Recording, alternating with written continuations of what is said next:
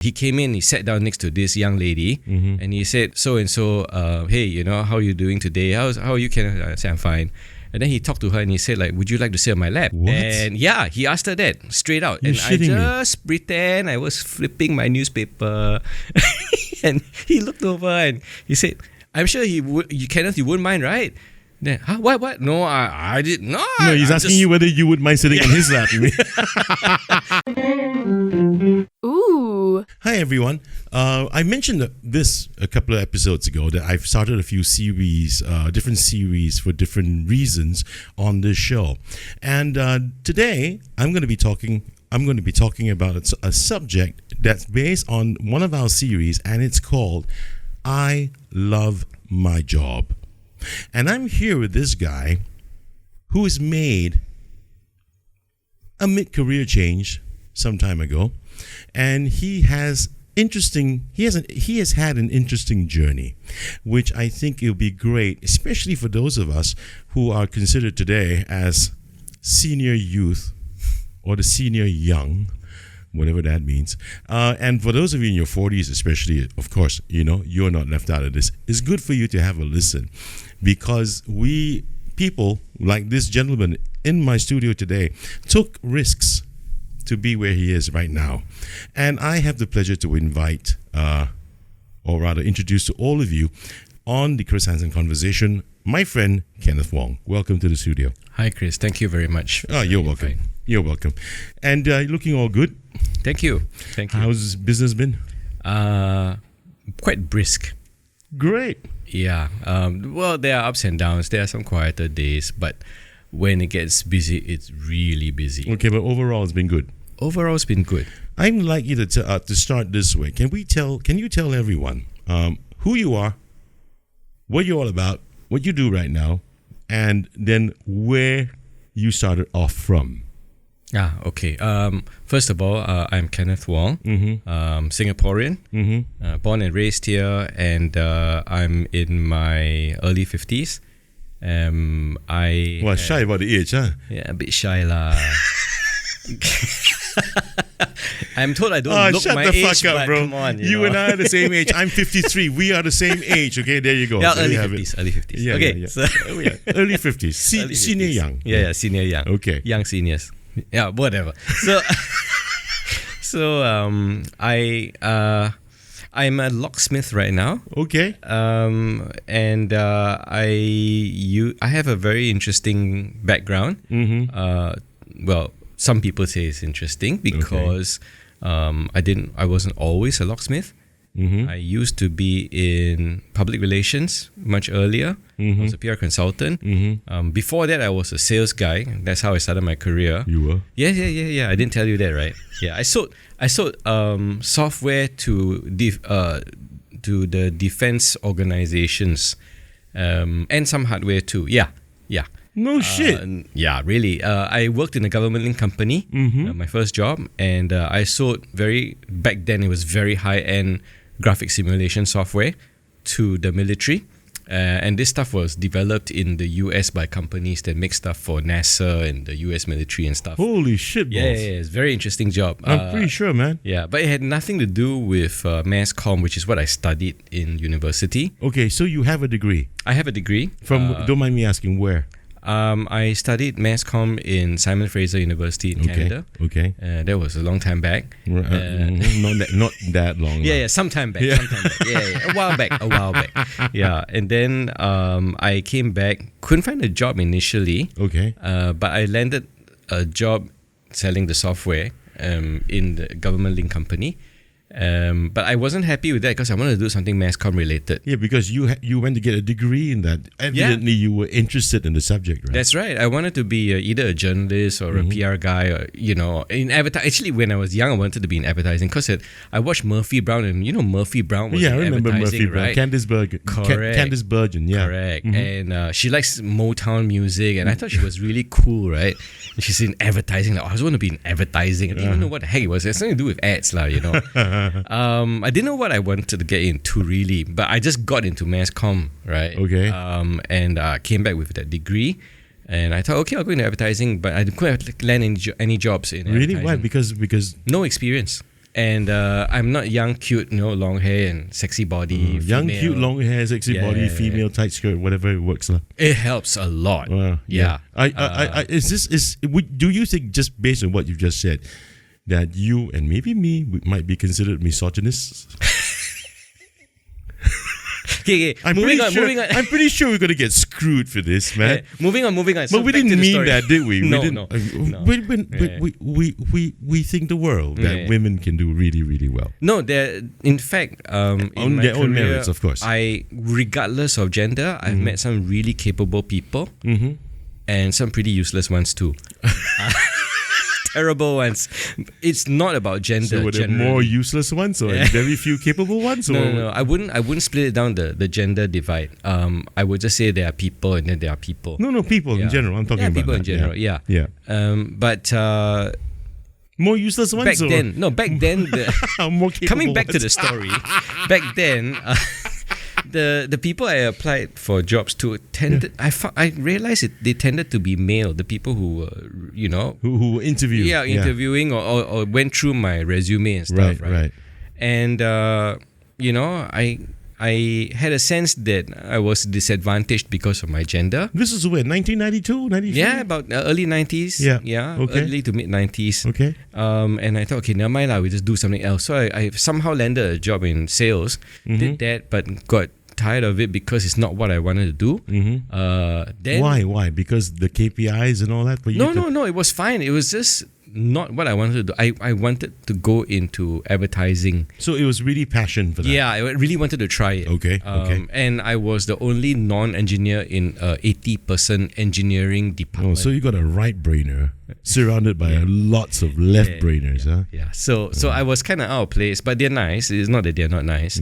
But I wanted to go into advertising, and somehow I got persuaded into trying public relations, and I landed a job in PR.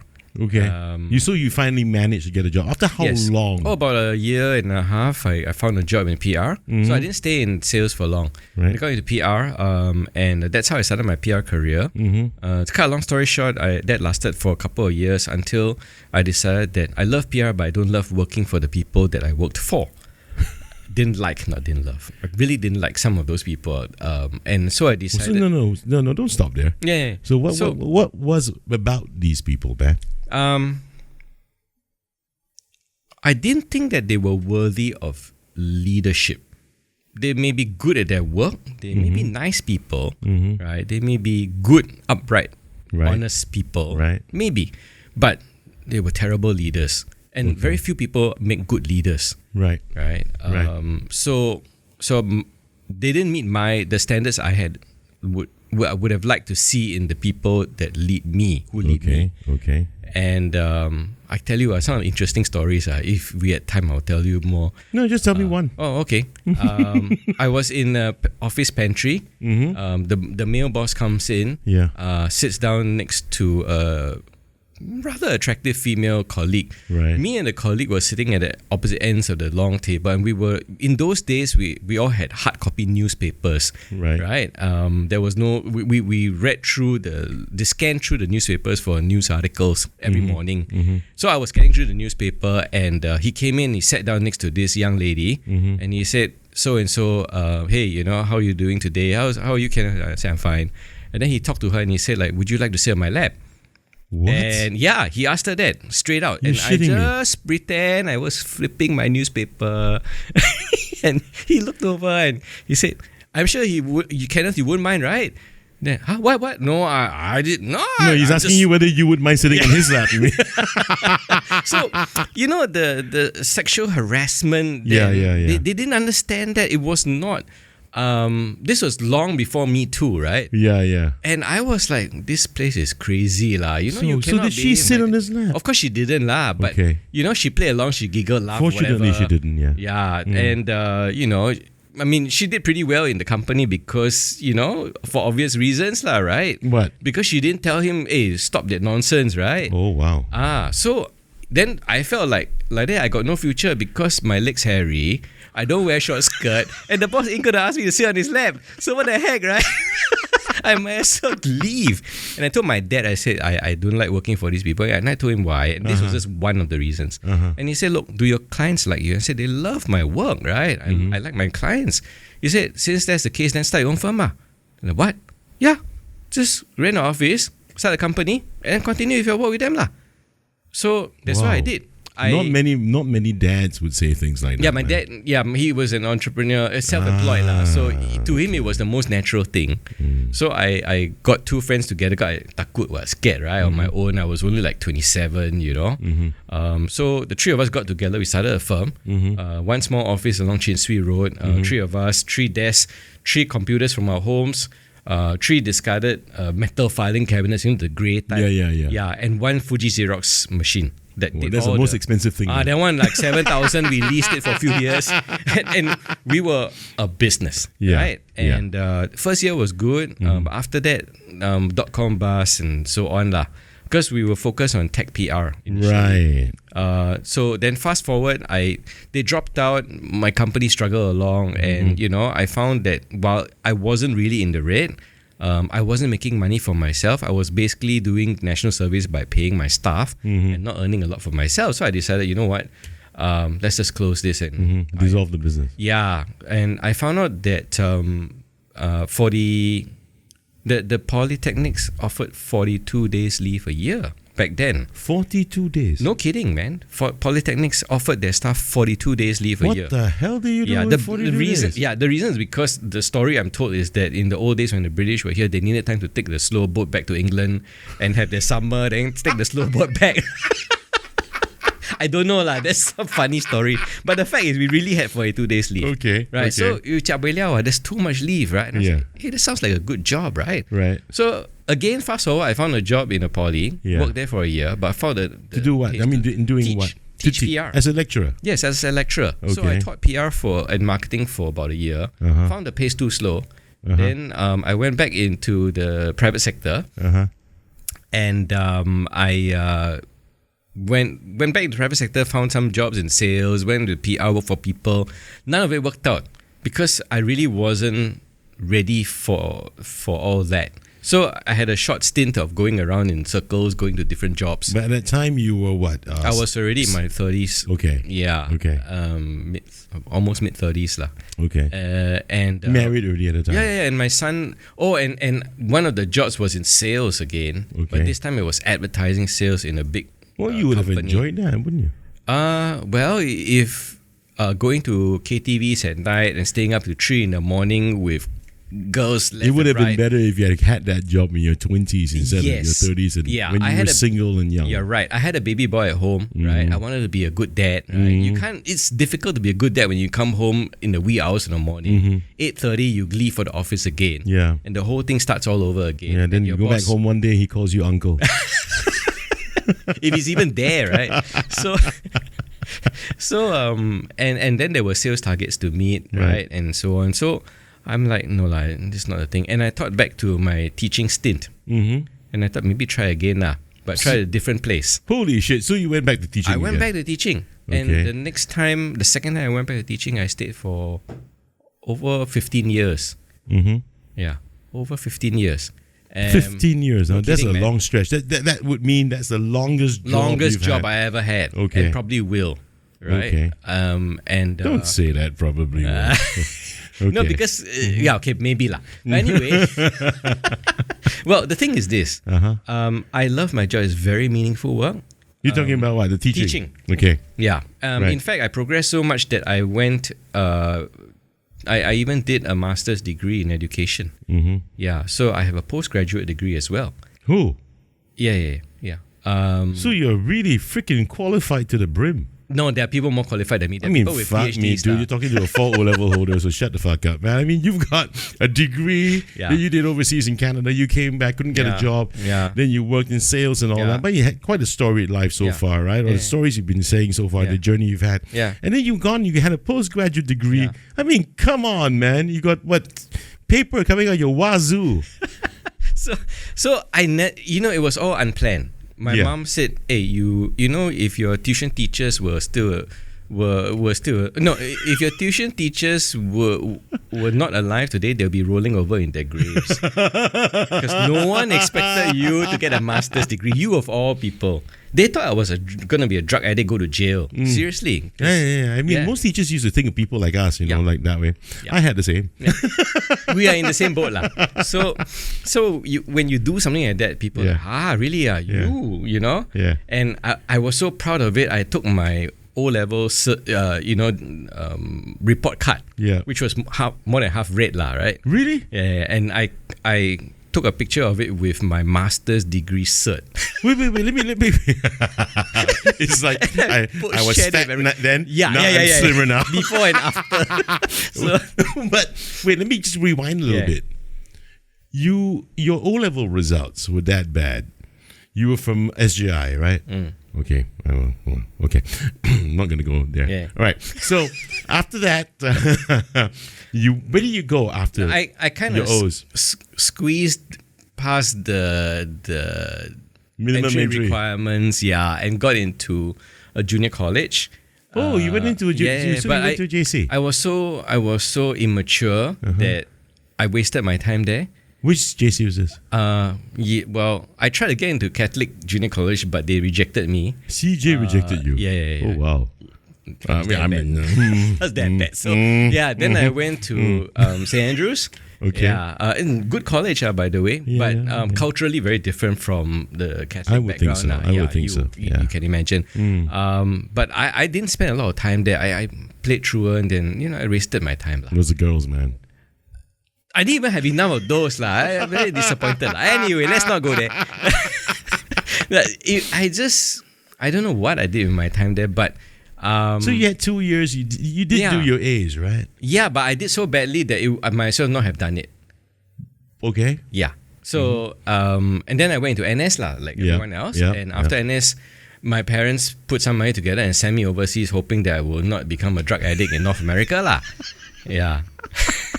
I actually asked to go to a place where we had relatives. Right. And they asked me why. I said, so that there's less likely chance that I will take drugs and get into trouble.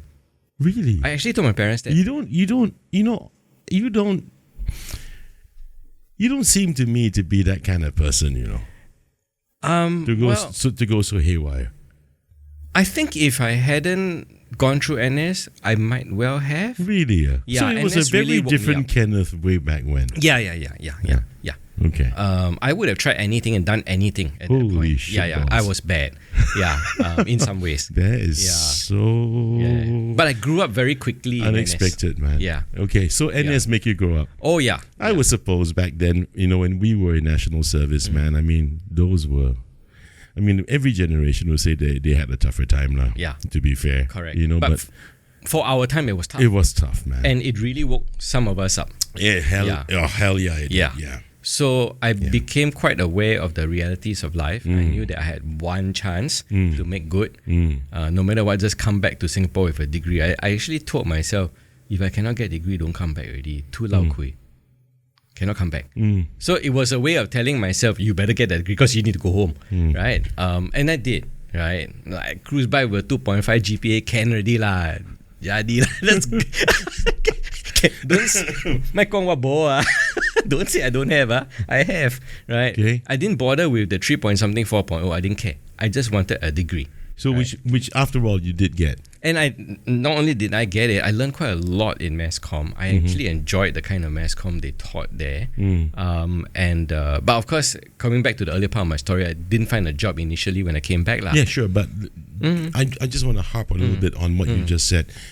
The mass comm, the way they taught it, it's as if you're telling me that there is some fundamental difference between how it's done in the US. In Canada, sorry, and as opposed to how it's done here. Yeah. What's the difference, man? Where I went, mass comm was not like this kind of mass comm where there's media production and straight out, I mean, if we're talking about advertising, then it's like creative art and all that, right? Right. No, there is very political. Yeah. Because I think because in the 60s in Vancouver, Canada, right. The hippies were very strong, right, in power, and Then the hippies grew up and then went into academia, I think. So, so they're very political. Then they're like, human rights, freedom of information So rights. they're very left, actually. Very left. And Right. I got influenced by that. Oh my! Yeah. So I really? came back, I saw the advertisement on the newspaper, like, hey, how come there's a woman in underwear on a mattress and they're not selling the underwear? They're actually selling the mattress. I'm like, hey, this is bad. This is insulting to women. No. No lah, I would have noticed the mattress. Precisely. I noticed What are the you mattress. talking about, man? I wouldn't notice the mattress. So Canadian trained mass comm people in that era were very attuned to these things. Right. And I read between the lines in the media. So those are the beginnings of the woke people, huh? Yes, that was the beginning, yes. And I was acutely aware of the nuances of mass media in Singapore. Right. What's between the lines. Right. And I knew what was being done to influence people, their thinking. And then I became more and more... Actually, I'm very leftist in that sense. Even till today, I support the underdog. I am a champion for the poor. Right? I detest elitism now. Right? I think that goes to I think that goes with quite a number of us. We're from the same generation. Yeah. I think I feel the same. Yeah. I detest elitism too. Yeah. But naturally, when I don't know if I can speak for you and many of us. I'm generalizing it, but when we were in our 20s, we were dying to go out there and achieve. We were dying to go out there to achieve maybe the 5 C's back then. Remember? Yep. Car, credit card, condo, cash. We thought that was everything. That was very important. We really thought, But then I recognize that people of our generation, as we age, as we get older, like right now, right? We look at things differently now. Yep. Yeah, it's a whole new epiphany. Yep. Yeah, and I realize that a lot of people I know from our generation are like that today. Yeah. I wouldn't call it left. I just call it realization. Well, yes, but there's certain left-leaning kind of thinking that I noticed among some people. I think I'm included, which is there are some some of it can be found in the Catholic faith, where you help the poor, the last lost and least. So I think part of it came from my Catholic school education. Part of it from Canada. Oh, that's not left. That's called values. Let's not politicize that. Okay. This is just about values, man. That's just about the size of it. You're right, lah. That's another way of looking at it. I wouldn't think that we are called woke for a fact. No, not woke. No, we're definitely not woke. No. Yeah. No. Okay, let's come back to the story. Let me fast forward you. Okay. I fast forward you back. You went back in. You wanted to go back to teaching again. Yep. You spent 15 years there, right? And then what happened? And then over the years, it got more and more political, or the politics got more pervasive. But you still had 40 days plus. No, they cut that down, man. It's like, I think ended up with 28 already. But 28 very good already. So we were very upset when they cut it. Because they recognize there's no more slow boat. Yeah, correct. They realized after many years that the British all left. Maybe one or two left, not worth it already. Bats. Yeah. So and the way it was done was quite the take it or leave it kind of approach lah. Right. And we had no say in it. Never mind that one. That one I can live with it lah. Okay lah. Fine lah. Right. Let's leave. Never mind lah. So you're saying that the politics, man. Yeah. Can let's talk about that, because one of the reasons why I wanted you here is because I want to have a real brutally frank conversation, which I usually do. And a lot of people shy away from this. People don't want to talk about it. A lot of people don't want to get it off their chests. But we do know these things exist practically almost everywhere, and it's been there for years. And you can't run away from the fact that when you're working with people, there will be politics. There is no way there isn't. But the ones that you've encountered, let's hear your experience. And maybe cite one or two examples. There's a whole lot written about it. I'll just mention a little bit of it. There are centers of power held by some people, and there's cronyism, heaps and heaps of it, right? So they bring in their own cronies and friends, right? Regardless of ability, right? Ability is defined by what the boss says. Right. Like if I'm the boss and I think Chris Hansen is the greatest guy in the office, I'll just say Chris is good, right? And everybody will go like, yeah, Chris is good. Everyone has to agree. Yeah, even though you may not be as what I describe you to be, no one's gonna. They maybe behind closed doors they'll be like, no lah. What cronyism, man? These fuckers are tyrants. Yeah, they are tyrants too, but but there's a lot of cronyism, yes. So a lot of head nodders, huh? Yeah. The emperor's birthday suit is, is like an everyday thing. It could be dead wrong, but nobody will admit that it is wrong. And just kissing the ring. Yeah, woe to anyone who calls a spade a spade. Right. So what happens is a lot of things go wrong. But even when it goes wrong, if they define wrong to be right, then it's right.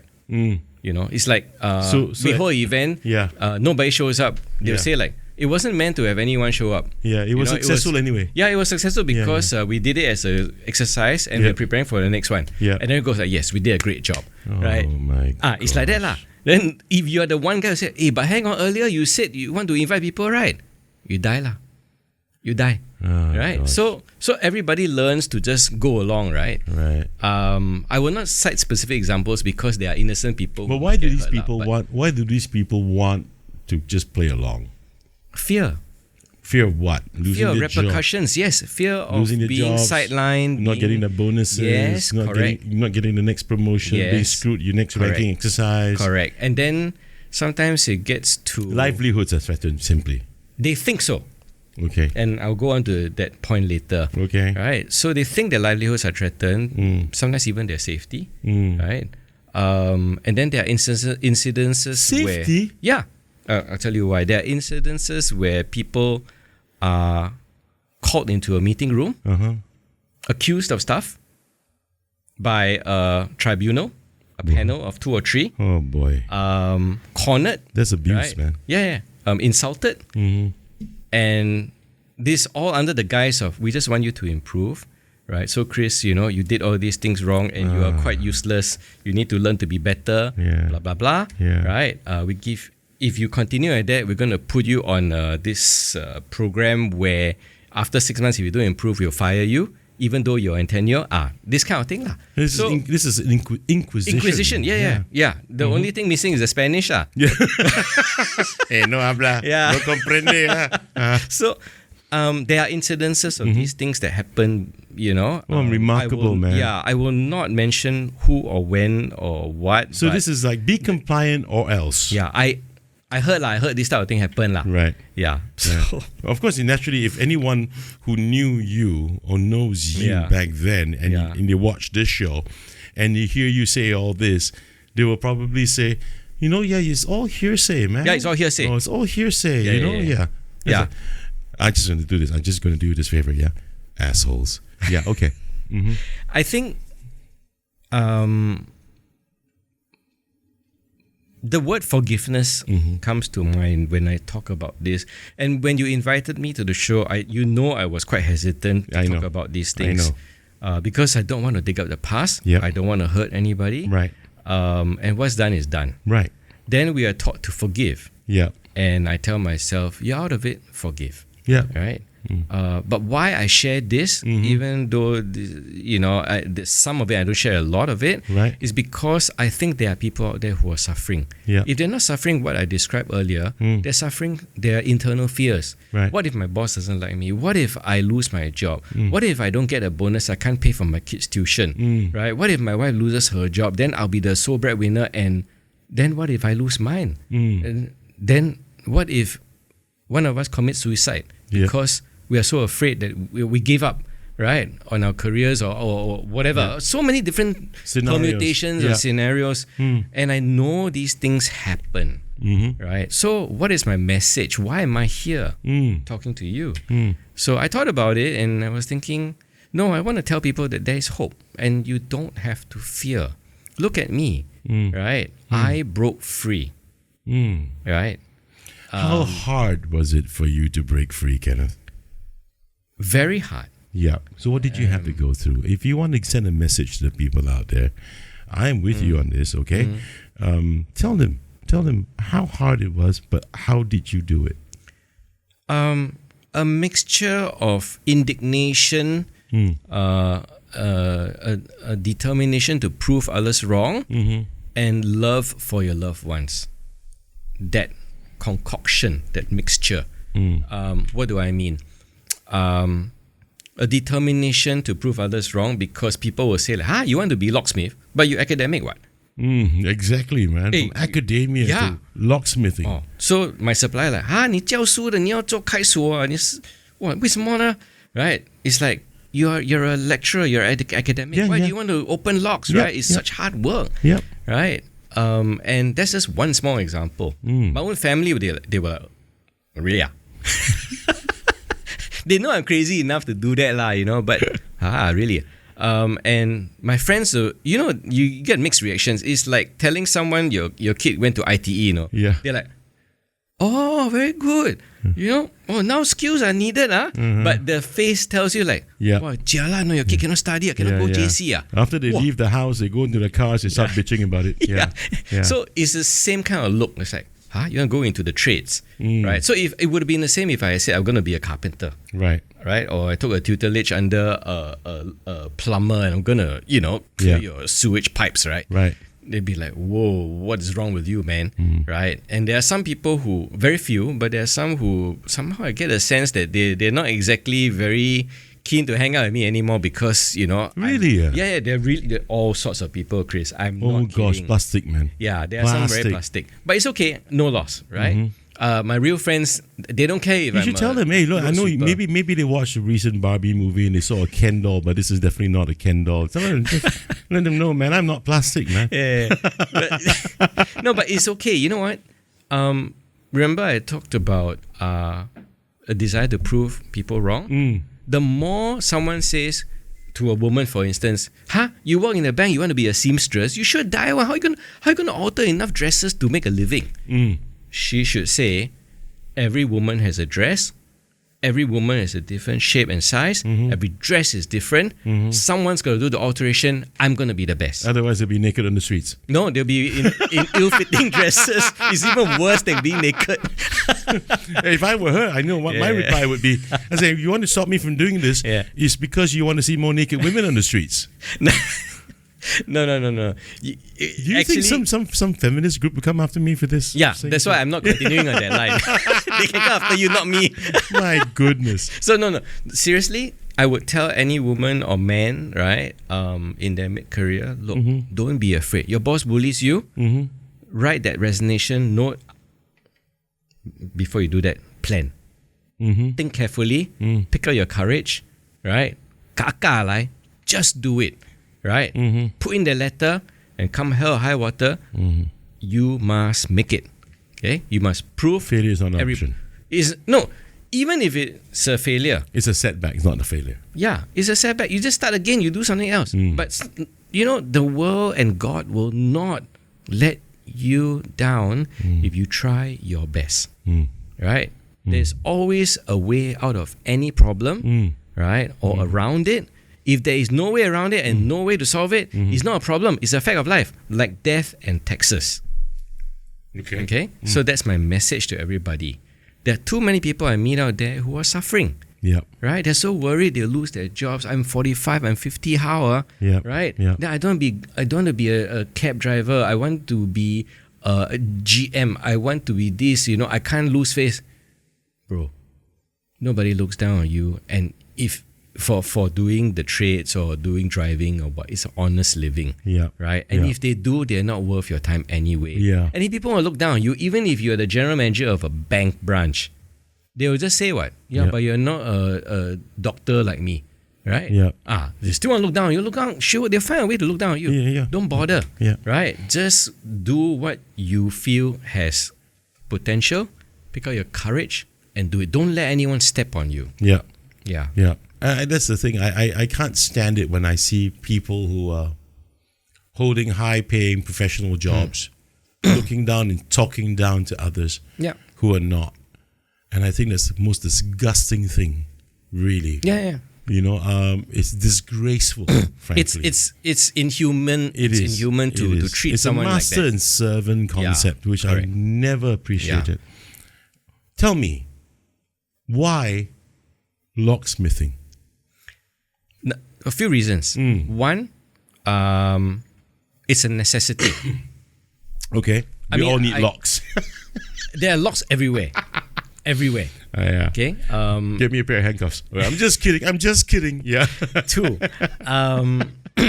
because they are everywhere, and because very few people understand how they work, it's not worth their time, because most times the locks don't fail on you. Yeah. Right? But if you don't know how it works and you really need to work again after it's broken down or you lost the key, you don't ask questions when you ask for help.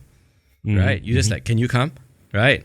When? How much? That's it. You don't ask like, tell me why is it good for me to get a locksmith to open my door? Right? When you're stuck in your bathroom and you can't get out.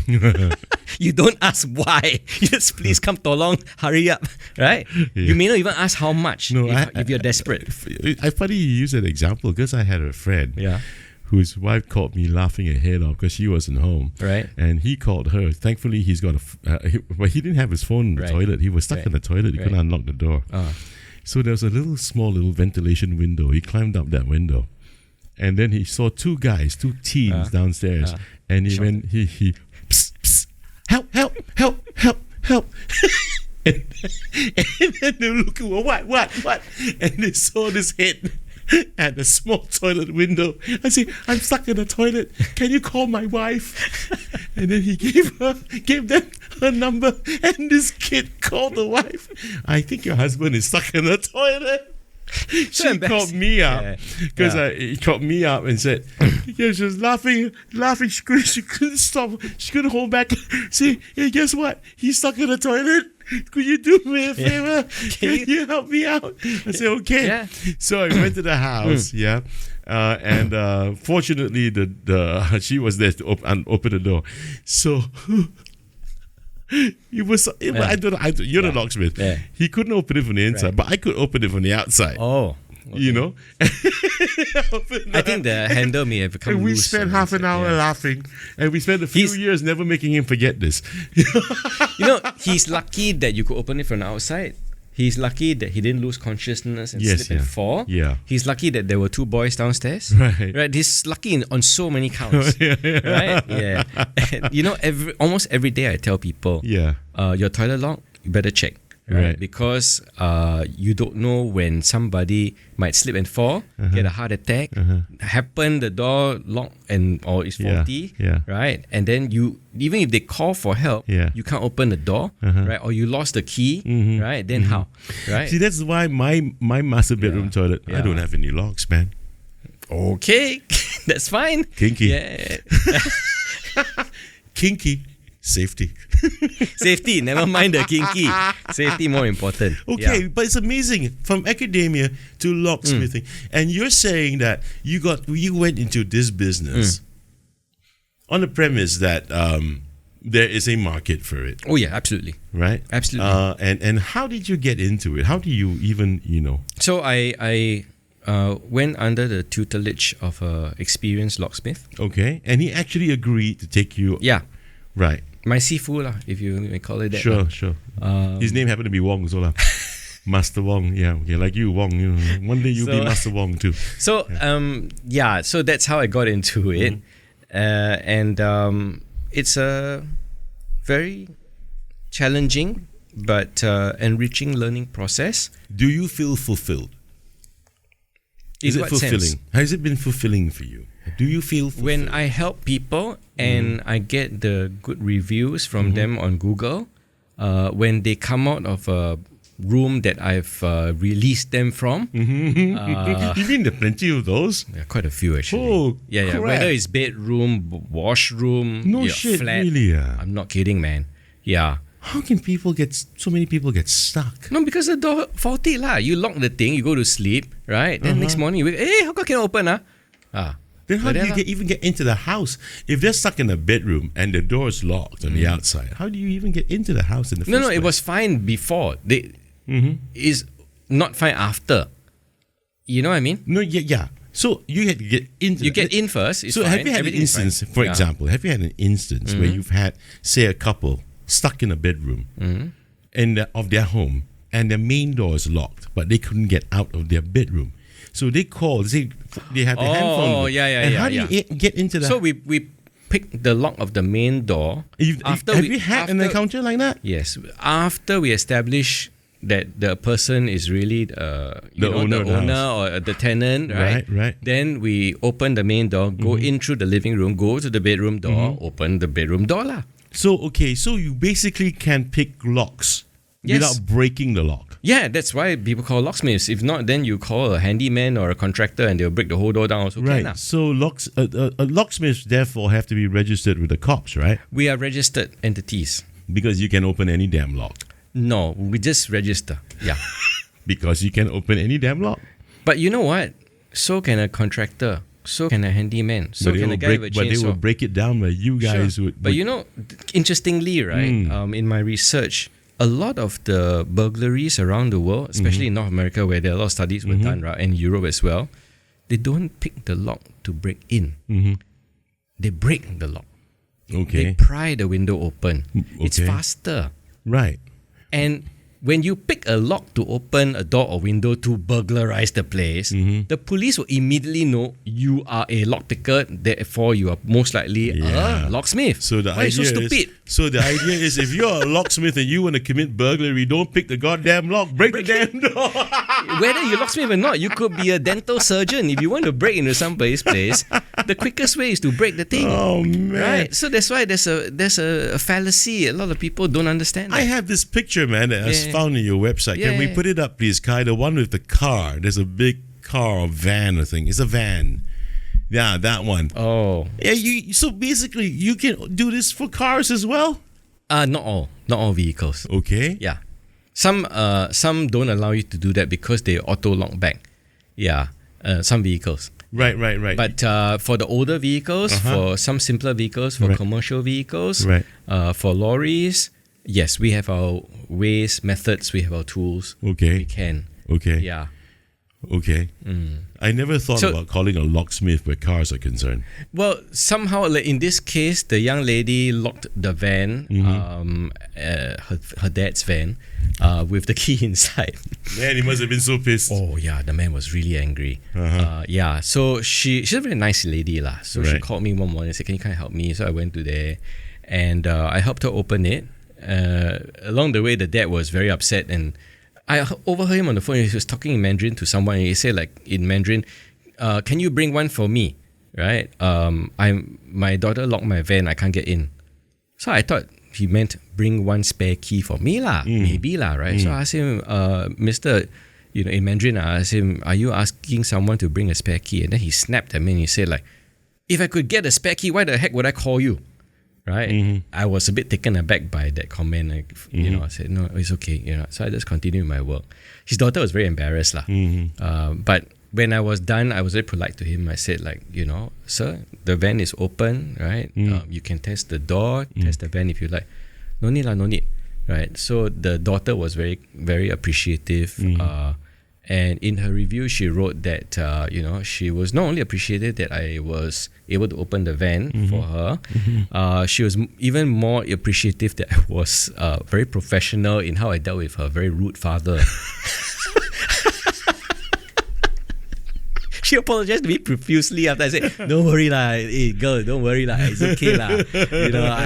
Any father will also be frustrated lah. She said, "I'm not gonna be his favorite daughter anymore." "No lah, you will lah. You just sayang him after the buying some makan over here. You'll be alright." Yeah. So, but the thing is, it gives me a sense of satisfaction. So you ask me, do you feel fulfilled? Yeah. Yes, because I'm helping these people, even though it's my business and my work, right? I make a living out of this. But in the course of doing my work, I save people from situations. Sure. You know why I asked that question? Because I recall fondly, last season I had Dr. Geraldine Tan from the therapy room on the show. And I asked her what makes someone happy. Because, and she said, "I think it's a sense of fulfillment. If you feel fulfilled, and that's the most important thing for a human being." Yep.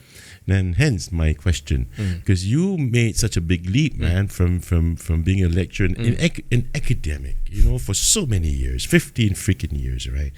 And you move into picking locks, and picking locks is just a small part of it. Yeah, okay. Yeah, we install, Also install we locks as well. service, we rebuild all that lah. But it's another interesting picture of this. Kai, can you put up that one that the safe, please? Now I have no freaking confidence in safes, dude. Okay, this was not so easy to open, and very many safes are very difficult to open. Okay, but it should be freaking difficult to open, right?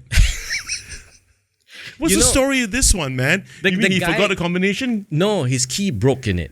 Oh. He knew the combination. He had a backup key. He uses the combination and turns the key, right? The guy broke the key in it. Right. So I was trying to extract the key. Right. Finally, I decided, I can't find the broken part of the key. I don't know why. Right. And eventually I drilled it in the right places. Right. Wow. Yeah. The drill in the right places. Then the fella opened. No. Okay. I shall ignore the connotations. But I'm thinking about all the heist movies I've seen before when they drill the safe and they have to know where to drill. You gotta know where. So that is true. It's true. You really need to know where. And you know where to drill. Now I do. At first, Bede, I think here lah. No, I'm kidding lah. We do our research and we study it. Right. We make sure that we have someone to consult if need be. Right, and then we get on with the job. Right. And he was very pleased because it wasn't about money that he wanted to retrieve. He actually had some important documents that he needed quite badly. Mm-hmm. Yeah. Right. And his instruction was just open it. Right? Yeah. No matter what it takes. Yeah. But you're an interesting person, man, because, besides the locksmithing that you're doing now with your company called Catch, right? Yes. You are also quite the artist. Can we put up those lovely artwork, please, Kai? That's one. What were you drawing on, man? That doesn't look like that one was our dog, Harvey. I drew him, the back... the dog. Yeah. But what's that you're drawing on? Doesn't look like paper. I think it was a discarded piece of cardboard that I stuck a piece of paper on, if I'm not wrong. Oh, okay. Yeah. I have... There's this thing about me about trying not to waste things. So I used that as the media. And I drew on it and There's one more. It's my notebook. Yeah. Wow. Okay, I mean, it's so hard for people who don't know you to reconcile with this. This guy who's gone out there and worked in all these jobs and taught for years and then great at art and then now he's a locksmith. The reason why I decided to put these pictures up is to showcase the fact that don't judge a book by what a person does.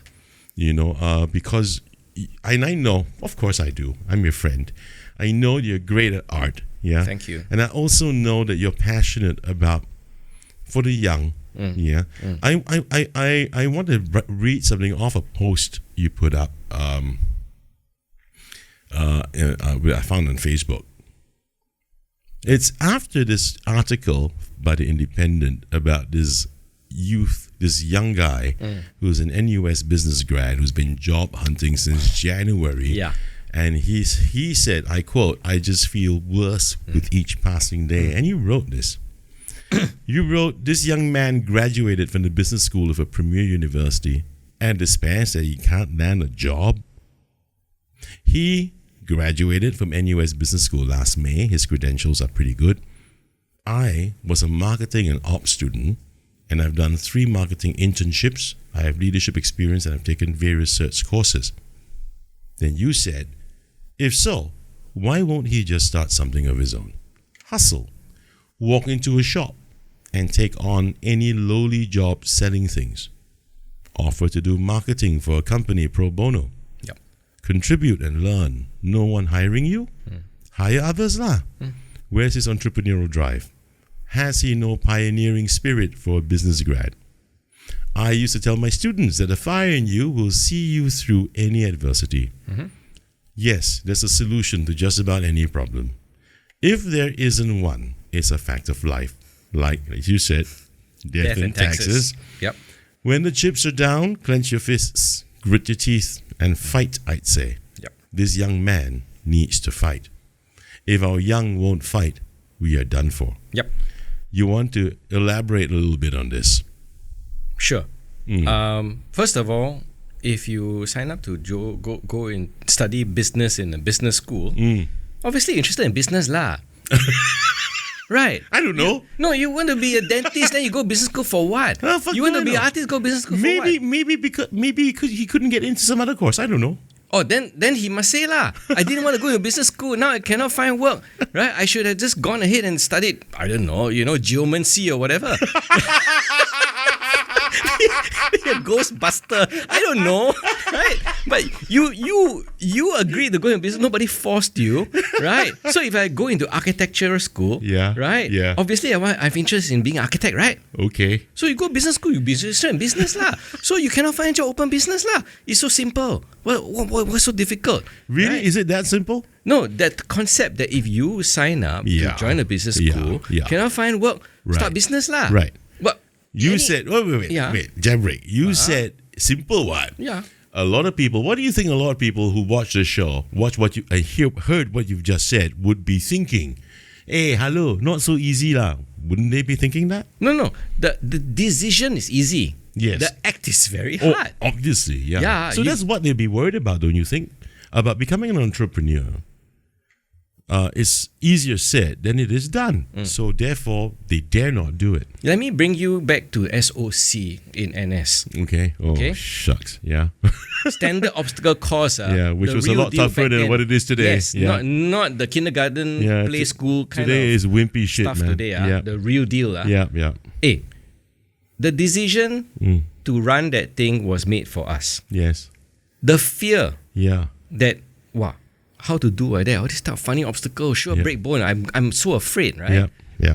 The act, takes a hell of a lot of courage. Yeah. Right? Yeah. The difference is this. When you go to SOC, you got no choice. Yeah. You can't tell the encik, actually, you know what? I don't think it's a good idea. I think I just stay back lah. You all carry on lah. I go canteen lah, encik. You can't do that, right? Yeah. Okay. So it's not an option. Yeah. You just go through it. Yeah. And the only way to go through it, at least for me, I can't speak for others, I can speak for myself. Right. Is go run, jump, hang on the thing like one monkey. Yeah. And hopefully you get through it. Yeah. I tell myself. If not, then hopefully break bone. Yeah. Right? If bone broken, go hospital. Yeah. Hospital, the bed very nice, got nurses, got aircon. It's nice, man. Yeah, man. You MC for months. Man. MC for months, maybe downgrade better still, right? Yeah, the man. whole leg pecah better, right? So go lah. So look at the bright side, lah. Yeah, so break a leg, as the Americans say, right? Yeah, so it's the same with this young man, right? You cannot find a job. The decision to start a business is easy, but the act is hard. Yeah. And just go through it. Yeah. How hard was it for you, man? When you transitioned? Actually, at this stage in my life, it wasn't as hard as many people imagine. Really? How's that so? I went through everything from, I don't know, there's so many challenges in life that I faced. This program doesn't have enough time for me to tell you all the stories. Sure. But, I've had everything from the low wall at the SOC, right? And me, low wall, right? It's not that low for a guy like me. Fortunately, you're sitting down right now, so people can't really tell how tall you are. My height is 1.6 meters. That wall is almost 2 meters. Bloody hell. Felt like 25 the stories. Height you're willing to reveal. Your age you don't want to reveal. Height cannot lie, ma. So the thing is this. There were so many obstacles in life. I'm not special. Everyone has, right? Right. But I've been through quite a few. So when I faced this one, towards the end of my education career, right, it wasn't all that difficult. It was break a leg, break before what, right? And you all say I cannot do it. You wait, I show you all, right? Okay. All the more I will show everybody. It's my nature also. I'm a rebel. Yeah. Right? Yeah. But you see, the difference here is that guys like me, we're older.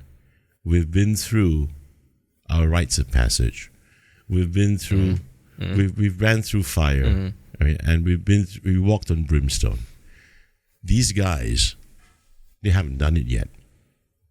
Could it be that there is more prudence, more wisdom in the older lot like us to be able to take that plunge into entrepreneurship as opposed to a younger person?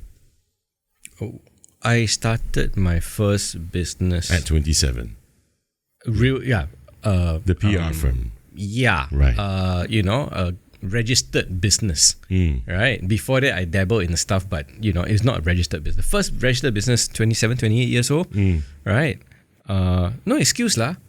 What excuse is that? I know guys who started businesses earlier. Young people, young women, young men. Yeah. Right. In this day and age, you mean? This day and age. Right. And you know what? The more desperate you are, the more courage you have. Hell yeah. Because you got nothing to lose, what? I got no flat, no family, no car, no nothing. I'm starving. It's actually the best time. That's when you become superhuman. Yeah. Because you have to survive. That's also where you see, life is unfair this way. When you're young, you have all that opportunity, strength and energy and all that. Now, just that, when we were younger, we were all stupid.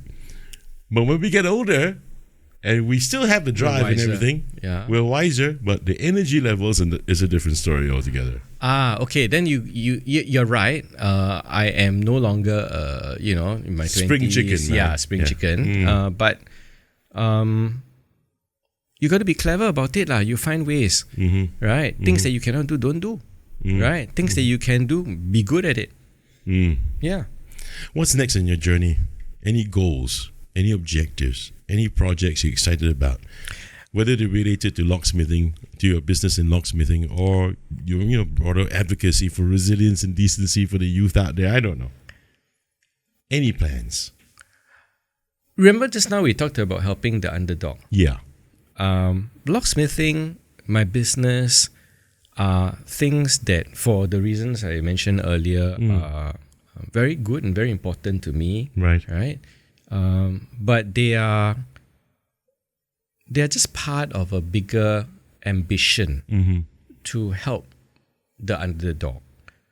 Whether that be a 45-year-old who's afraid of being bullied in the office, needs a new job but so afraid, right? Got kids, whatever. Or 18-year-old who says, can you guide me? Right? I'm lost. Better still if that person is disadvantaged. Like my parents died, my dad's out of a job, we got no money. Right? I can't go overseas to study.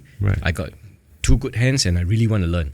Right? And then these kind of people I really want to help. So you're saying that maybe have them in as apprentices, or teach them a craft, teach them or your just craft. guide them as a mentor, right? Or come on to a show like this and have somebody. Maybe some of your listeners might go like, "Hey, actually, some of what this guy says makes sense. No, maybe I shouldn't be afraid. Maybe I should do something about it. Take the plunge. Take the plunge, right? And yeah, it can take any form lah. But that's really my best answer I can give you to that question. I'm going to do this for you, man, right now. We've been talking for about an hour now. I'm going to do this for you. I'm going to put up Catch Locksmith. You can please call Catch, basically Kenneth, at 8818-3193. This is not a sponsored paid episode by Catch. Let me be clear. I've invited this gentleman here into my show to send a few messages out, which he has. Okay? So this is definitely not a paid episode. I'm not advertising for a fee. I'm doing this because I think this guy definitely deserves the advertising. Thank you. Since you wanted to be in advertising, I advertise for you. Somehow I ended up in it. And you know something? Here, talking about advertising and sponsorships. Can you imagine for the second time? I haven't done this at the beginning, so I've got to do it now. Thank you, Gordon Zvades. Before I get scolding again. Thank you, Gordon Zvades. Thank you, VJ. As usual, we've got probably the crispiest, fluffiest prawn vades in the land. The number is there. You can order online at gordonvade.com or WhatsApp 8770-0969. VJ will be very happy to serve you. Really, these munchkins, they are delightful. Thanks again, Gordon's Vades. always feeding me and feeding my guests. This is Chris Hansen, and I hope you've enjoyed this series of I Love My Job on the Chris Hansen Conversation and with Kenneth Wong today. Thank you so much, Kenneth. I wish you all the very best, man. I hope Catch really goes somewhere catchy. Somehow that didn't make sense. Fine. But this guy can pick your locks and you'll gladly love to have him do it. I will see you guys again next time. Remember one thing you have to do when you go into the bathroom. Check your locks first. Bye-bye.